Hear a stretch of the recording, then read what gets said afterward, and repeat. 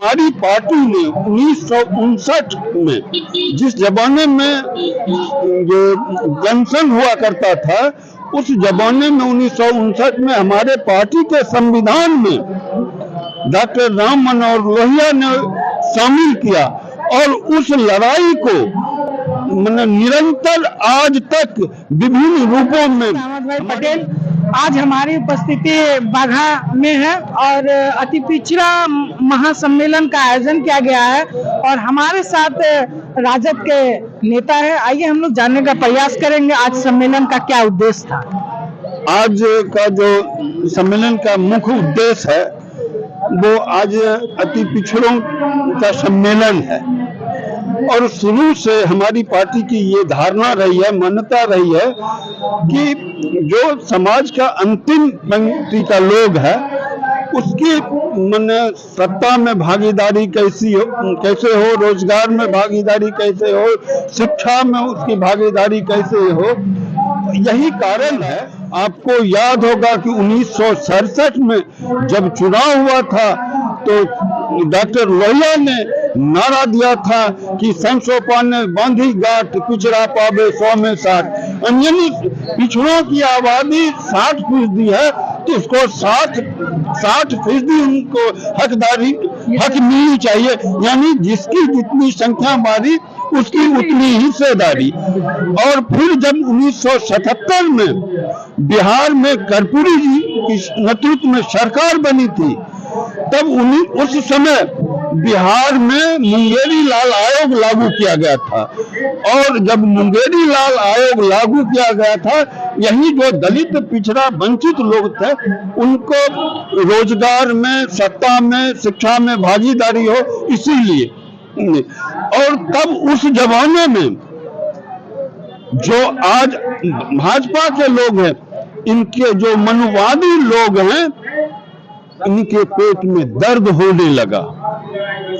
यही कारण है कि कैलाशपति मिश्र के नेतृत्व में उस सरकार को गिराने का काम किया गया है। हमारे दल का, हमारे पार्टी का इतिहास रहा है कि पिछड़ों की लड़ाई के लिए आगे लड़ना ही नहीं बल्कि उन्होंने कुर्बानी भी दी है।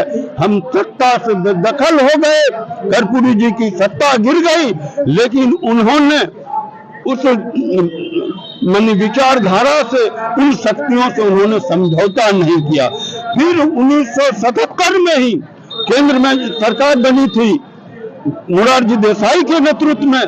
तब समाजवादी विचारधारा के जितने भी सांसद लोग थे उन्होंने सदन में ये मामला उठाया था कि उस जमाने में काका कालेलकर आयोग पहले बनी, कमीशन 1953 कालेलकर कमीशन 53 में बनी थी और 56 में उसका रिपोर्ट आया और 77 में उस रिपोर्ट को केंद्र में लागू करने की बारी आई थी।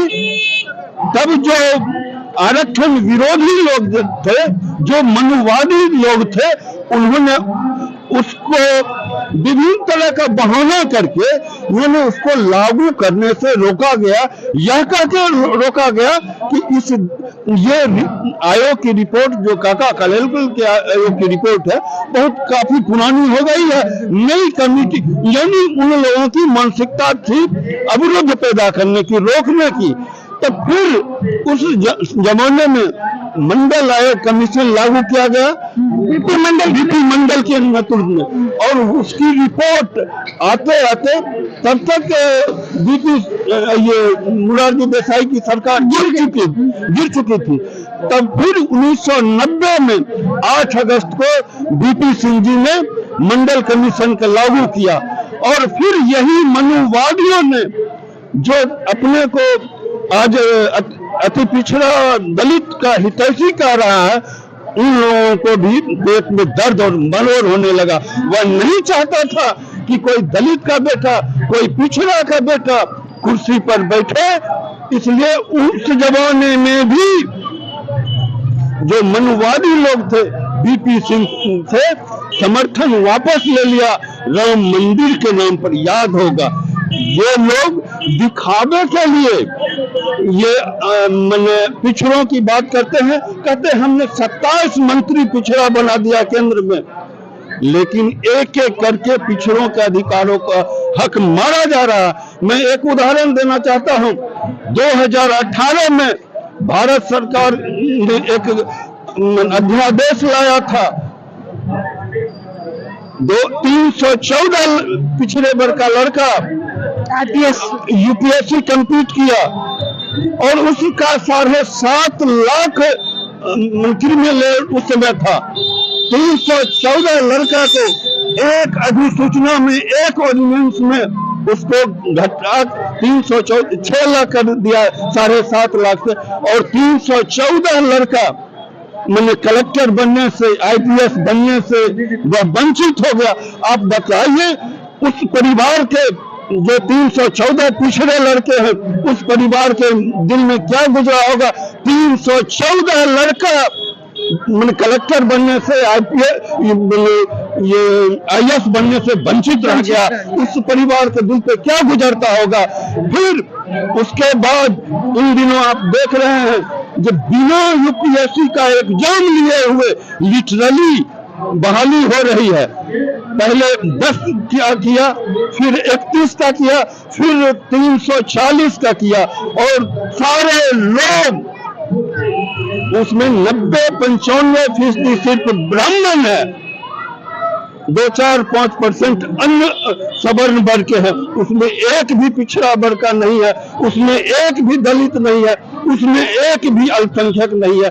आप बताइए पिछड़ा का बेटा पिछड़ा का हितैषी है कि पिछड़ा का विरोधी है।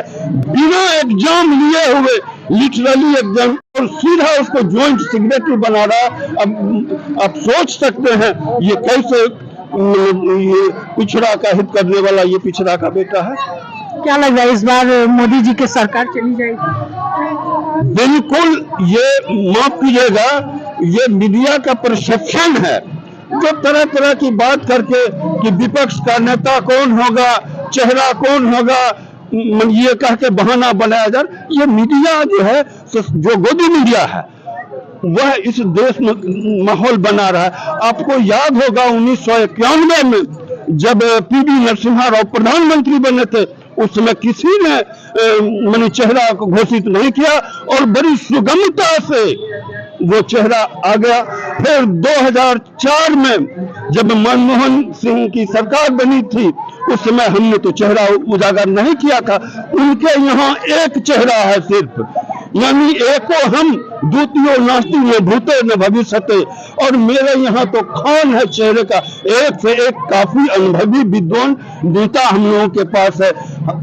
उनके यहाँ एक के बाद दूसरा चेहरा नहीं है, मेरे यहाँ चेहरों का भंडार है। यह कोई समस्या ही नहीं है चेहरे की।